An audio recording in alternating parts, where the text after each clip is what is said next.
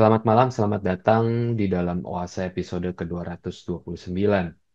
Bapak Ibu mengatakan Tuhan itu baik, dan mengalami kebaikan Tuhan adalah hal yang berbeda.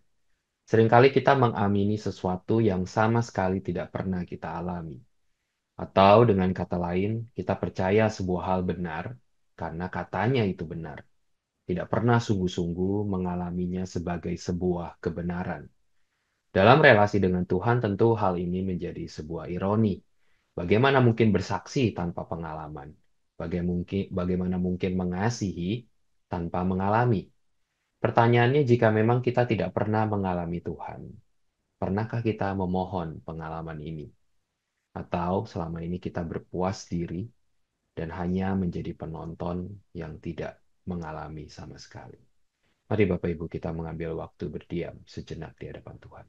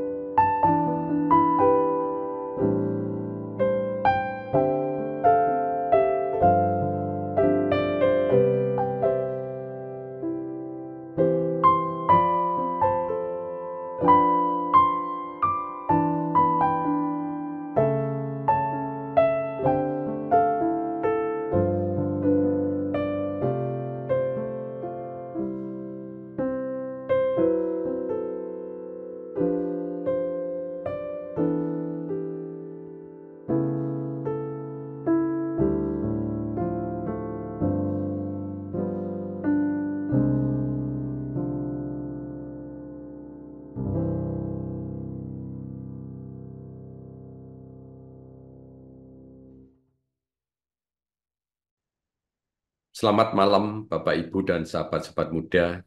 Kita sungguh bersyukur Oase pada malam hari ini memasuki episode yang ke-229. Tema yang kita renungkan bersama pada hari ini adalah alamilah kebaikan Allah. Mari sebelum kita membaca firman Tuhan dan merenungkannya, kita masuk dalam doa. Tuhan, biarlah Engkau berbicara kepada setiap kami melalui kebenaran firman Tuhan pada hari ini. Kiranya firman-Mu menuntun kami untuk memasuki satu momen yang penting bagi kami, yaitu kami boleh hening bersama dengan Tuhan. Tolonglah firman Tuhan pada hari ini boleh menjadi berkat bagi kami, dan kiranya kuasa Roh Kudus yang mengurapi hati dan pikiran setiap kami dan juga hamba-Mu, agar kami memiliki kepekaan untuk mengalami kebenaran firman Tuhan. Dalam nama Tuhan Yesus kami menaikkan doa kami. Amin. Nah, pada hari ini terambil dari Mazmur 34 ayat 9. Kecaplah dan lihatlah betapa baiknya Tuhan itu. Berbahagialah orang yang berlindung padanya. Berbicara tentang kebaikan Allah, kita berbicara tentang karakter Allah. Kebaikan Allah merupakan karakter Allah, maka dalam seluruh perilaku dan perbuatan Allah pasti mengandung kebaikannya. Ini merupakan satu pengertian yang tidak boleh kita lupakan. Kalau kita berbicara tentang kebaikan Allah, maka seluruh perilaku dan perbuatan Allah yang terjadi dalam kehidupan kita pasti mengandung kebaikannya. Dengan kata lain, tidak ada satupun perilaku kita atau perbuatan Allah yang tidak mengandung kebaikannya. Louis Berkhof mengatakan, kebaikan Allah merupakan kesempurnaan dalam diri Allah yang mendorong untuk memberkati seluruh ciptaannya dengan limpah dan murah hati. Kebaikannya merupakan kasih yang dirasakan Sang Pencipta atas ciptaannya yang memiliki indera untuk merasakan kebaikan itu. Jadi Berkhof mengatakan ini merupakan satu kesempurnaan dalam diri Allah yang mendorong dikatakan untuk memberkati seluruh ciptaannya dengan limpah dan ruah dan murah hati. Bapak Ibu, ini merupakan satu pengertian yang sangat mendalam dan memberikan kepada kita satu pemahaman bahwa kebaikan Allah itu yang mendorong Allah memberkati seluruh ciptaannya dengan limpah dan murah hati. Demikian juga dilanjutkan dengan kata-kata kebaikannya merupakan kasih yang dirasakan Sang Pencipta atas ciptaannya memiliki indera untuk merasakan kebaikan itu. Dengan kata lain, kebaikan Allah itu bukan hanya sebagai satu pengetahuan, tetapi kita memiliki indera yang diciptakan oleh Allah untuk dapat mengalami, merasakan kebaikan itu. Dengan kata lain, Ibu Bapak dan sahabat-sahabat muda, kebaikan Allah itu merupakan nomena, hakikat yang memang melekat pada diri Allah, dan tujuannya jelas untuk memberkati umatnya. Kebaikan Allah tercurah secara melimpah demi kebaikan manusia yang menerimanya. Ironisnya, kebaikan Allah seringkali disalah mengerti dan bahkan tidak dilihat oleh manusia, orang percaya. Karena yang pertama, kita seringkali melihat kebaikan Allah dari sudut pandang seberapa besar kebaikan itu diberikan kepada kita. Begitu banyak orang terkesima dengan mujizat, dengan perbuatan Allah yang besar dan spektakuler, diberikan kelimpahan harta, diberikan rezeki yang besar. Baru kemudian mereka mengatakan, saya merasakan kebaikan Allah. Jadi kebaikan Allah tidak dipandang dari sudut pandang seberapa besar kebaikan itu diberikan kepada kita. Itu kesalahan pertama. Yang kedua, seringkali kita melihat kebaikan Allah dari sudut pandang kebaikan Tuhan bagi diri saya.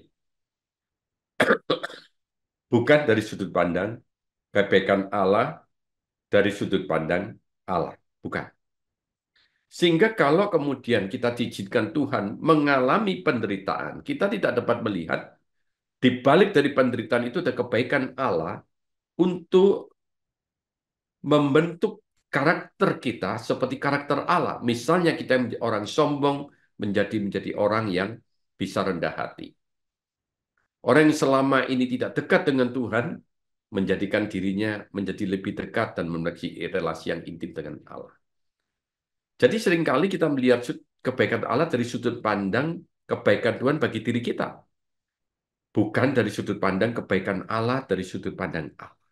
Ini dua kesalahan yang lagi terjadi. Daud dalam Mazmur 34 itu memiliki satu keyakinan bahwa kebaikan Allah itu nyata dan benar. Dilukiskan oleh pemazmur dengan sangat indah sekali. Kecaplah dan lihatlah betapa baiknya Tuhan itu. Berbahagialah orang yang berlindung kepadanya. Mazmur itu mengajak kita mengecap dan melihat kebaikan Tuhan. Arti kata kecaplah dalam bahasa aslinya ta'am memiliki pemahaman merasakan, mencicipi, atau menikmati. Tetapi, Bapak Ibu, kita harus juga melihat lebih mendalam. Makna ini adalah makna figuratif, yaitu menikmati secara langsung kebaikan Allah. Jadi bukan hanya mengerti, memahami bahwa Tuhan itu baik, tetapi juga memiliki satu makna kita itu menikmati. Kecaplah, artinya nikmatilah secara langsung kebaikan Allah. Kita melihat dalam bahasa aslinya kata lihatlah, yang berarti melihat atau memperhatikan, tetapi juga artinya alamilah. Jadi kita itu bukan hanya melihat kebaikan Allah secara fisik atau mengetahui secara intelektual saja, tapi dikatakan alamilah secara langsung kebaikan Tuhan. Jadi kecaplah dan lihatlah itu memiliki satu pemahaman bahwa kebaikan Allah itu adalah sesuatu yang dapat kita alami secara langsung di dalam diri kita. Kata kebaikan itu artinya baik, indah, memuaskan. Artinya, sifat Allah yang penuh dengan kebaikan itu pasti memuaskan, memuaskan, pasti memberikan satu keindahan di dalam diri setiap kita. Secara sederhana, pemazmur menceritakan bahwa kebaikan Tuhan itu bukan sekedar teori atau sebuah paparan tentang Allah atau sekedar karakter yang diketahui dan dipahami umat Allah. Namun kebaikan Allah itu menyatu dalam pengalaman hidup pemazmur. Dan kebaikan Tuhan itu dikecapnya dan dilihatnya justru pada saat mengalami himpitan permasalahan kehidupan yang tidak gampang itu. Kalau kita tahu, Bapak Ibu, pada waktu itu, Saul mau membunuh dirinya. Dan Akis, Abimelek berencana menjadikan dia sebagai tawanan.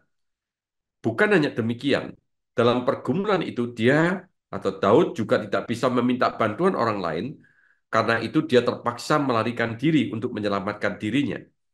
Dan karena pengalaman ini diperolehnya, justru pada saat dia mencari dan berlindung kepada Tuhan. Itu yang terungkap di dalam Mazmur 34 ayat 9. Berbahagialah orang yang berlindung padanya. Kata berlindung itu artinya melindungi diri, tetapi juga memiliki pengertian mempercayakan dirinya. Mempercayakan diri seutuhnya kepada Tuhan pada saat dia menghadapi berbagai tantangan kehidupan. Kalau kita melihat latar belakang Daud, bukankah dia orang yang hebat di antara orang Israel? Pujian yang disampaikan umat Israel kepada dirinya, sebagaimana tercatat dalam 1 Samuel pasal 21 ayat 11. Pegawai-pegawai Akis berkata kepada tuannya, bukankah Daud raja negeri itu? Bukankah tentang dia orang bernyanyi-nyanyi berbalas-balasan sambil menari-nari? Demikian, Saul mengalahkan beribu-ribu musuh, tapi Daud berlaksa-laksa. Aplikasinya yang dapat kita ambil dalam bagian ini adalah bahwa Daud sadar kehebatan Allah melampaui kehebatan dirinya. Kuasa Allah melampaui kuasa dirinya sebagai seorang raja yang sudah diurapi. Dia sadar ada keterbatasan diri. Dia mencari perlindungan kepada Tuhan. Dan disitulah kebaikan Allah dialami Daud. Dan dia dengan rendah hati mengakui keterbatasan dirinya. Kebaikan yang dirasakan oleh dirinya adalah dia luput dari serangan Saul, bukan karena dirinya hebat, tetapi karena kehebatan dan kuasa Tuhan yang bekerja kepada dirinya. Itulah yang mendorong Daud menuliskan Mazmur 34 ayat 9. Kecaplah, alamilah, dan lihatlah, alamilah. Betapa baiknya Tuhan itu. Hasilnya apa, Bapak Ibu? Dikatakan berbahagialah. Ini yang sekarang dikatakan oleh Daud, ungkapan di dalam bahasa aslinya yang artinya berbahagia, beruntung. Kalau kita kaitkan dengan perjanjian baru, ada kaitan kata ini dengan kata berbahagia. Di dalam ucapan Tuhan Yesus, dalam khotbah di bukit, di mana Yesus menekankan kebahagiaan sejati, hanya dapat diperoleh dalam hubungan yang intim dengan Tuhan dan hidup sesuai dengan nilai-nilai kerajaan surga. Ibu Bapak, oleh karena itu, kata berbahagialah ini, Daud itu merasakan relasinya yang intim dengan Tuhan, di mana dia sungguh meminta perlindungan dari Tuhan. Itu terjadi. Dia mengalami encounter with God. Dia mengalami perjumpaan dengan Tuhan. Dia mengalami betapa baiknya Tuhan. Maka disitulah dia merasakan dia berbahagia. Walaupun pada saat itu dia masih di dalam intaian bahaya maut yang menyerang. Tetapi ada sukacita, ada damai sejahtera yang melampaui segala akal. Itu yang dialaminya. Bagaimanakah aplikasi kita untuk zaman ini, saudara, sebagai orang yang hidup pada zaman ini? Dalam konteks dunia digital, sangat penting mengalami secara langsung kebaikan Tuhan. Bukan hanya tentang Allah yang dapat kita peroleh tentang hal ini melalui konten-konten di digital atau aktivitas gereja. Jadi bukan hanya mendengar kesaksian orang lain tentang kebaikan Allah, tetapi sebetulnya di dalam zaman yang seperti ini, kita memerlukan mengalami sendiri kebaikan Allah. J.I. Packer mengatakan, dari semua kebaikan Allah, kasih Allah merupakan manifestasi yang paling utama dan paling mulia. Saya pikir memang benar apa yang dijelaskan oleh J.I. Packer, bahwa ada kebaikan Allah yang paling utama, yaitu kasih Kristuslah yang meluputkan, yang menyelamatkan jiwa kita. Bukan hanya fisik, tadi Daud itu secara fisik, tapi Packer mengatakan, ada yang jauh yang harus kemudian kita alami, yaitu kasih Kristus yang menyelamatkan, yang meluputkan jiwa kita. Kebaikan Allah ini harus melalui korban nyawa, yaitu Yesus Kristus. Roma 8 ayat 28 dikatakan, ia yang tidak menyayangkan, artinya suatu tindakan yang menyayat hati. Anaknya sendiri, tetapi menyerahkannya, artinya membawa ke tempat pembantaian manusia bagi kita semua. Bagaimana mungkin ia tidak mengaruniakan segala sesuatu kepada kita bersama-sama dengan dia.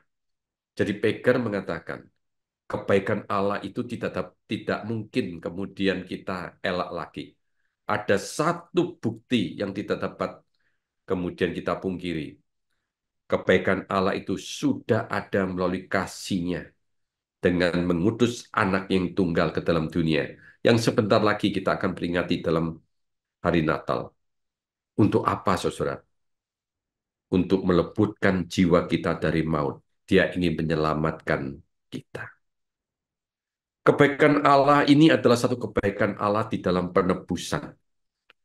Dan kalau kita lihat, Daud pun juga menuliskan tentang bagaimana kebaikan Allah dalam penebusan. Itu dalam Mazmur 103.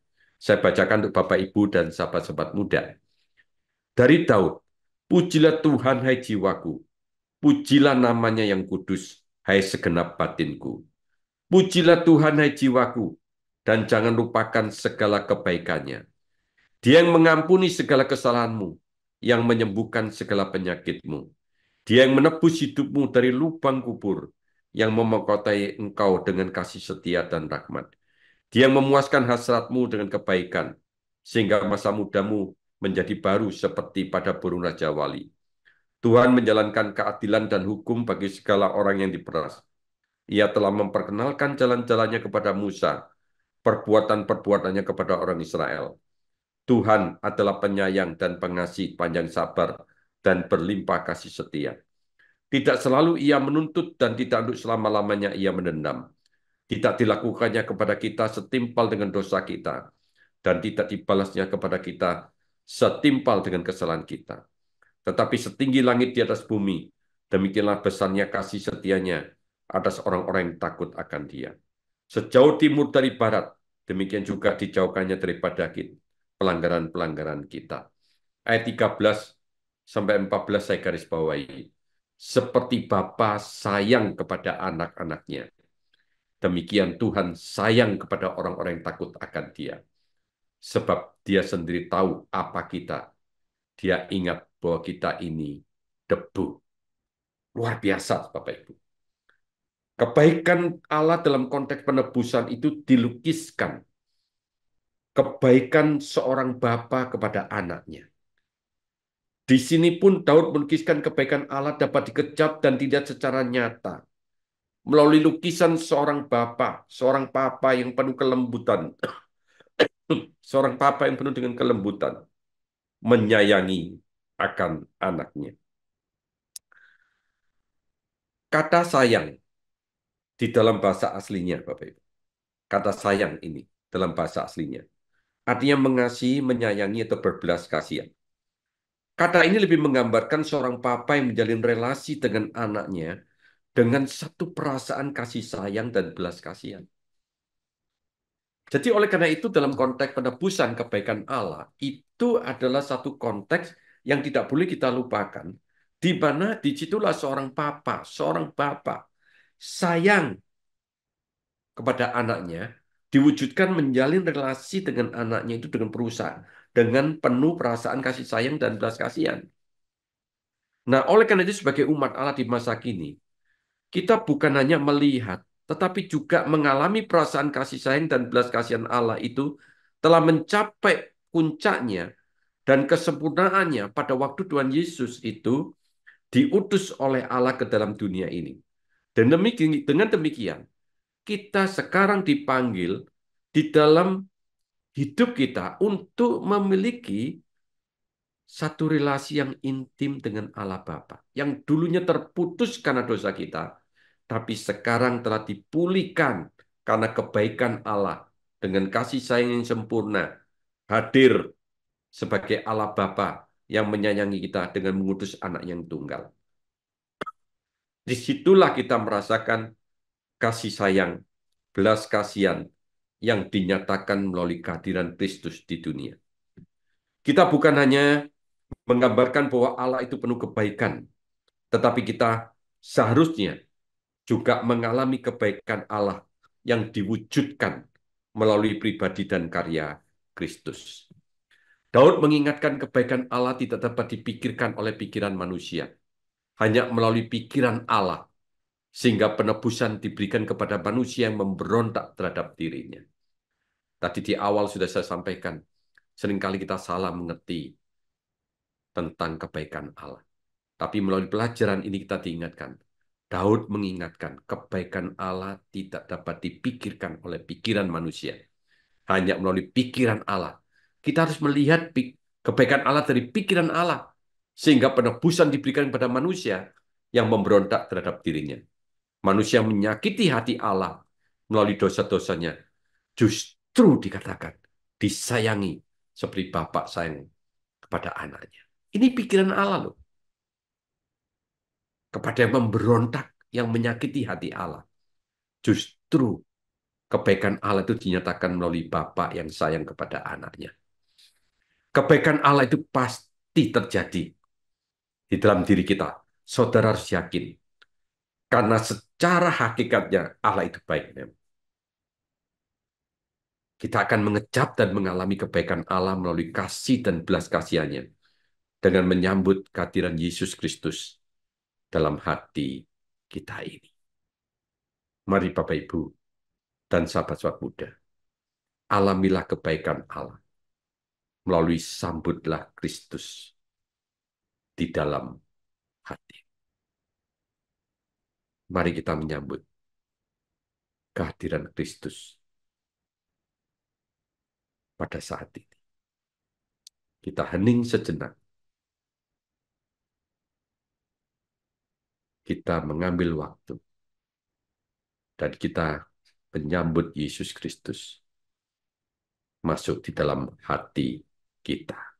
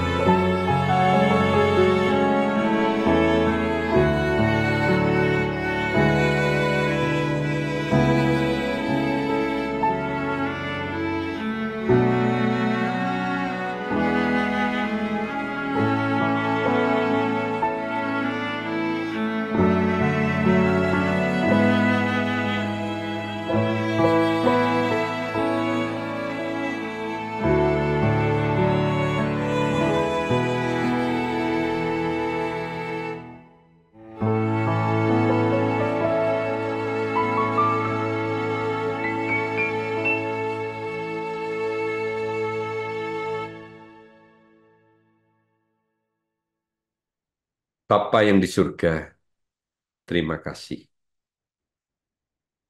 Kehadiran-Mu sungguh kami alami.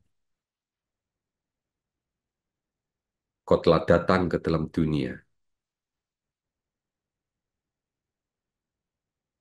Itu atas kebaikan Allah dan diwujudkan melalui kasih Allah Bapa, mengutus Tuhan Yesus hadir di dalam dunia, menyelamatkan jiwa kami, menopang hidup kami,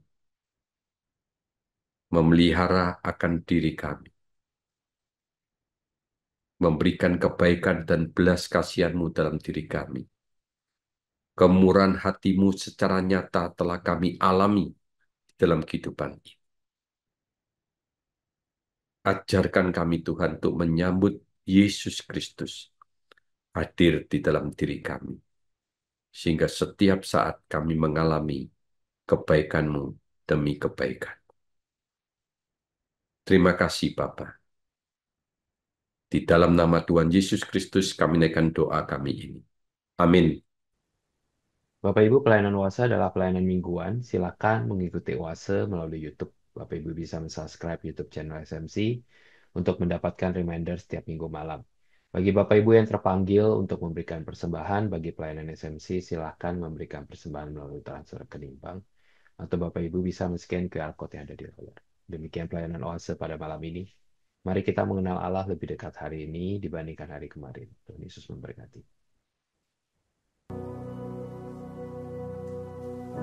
The Lord bless you and keep you. Make His face shine upon you and be gracious to you. The Lord turn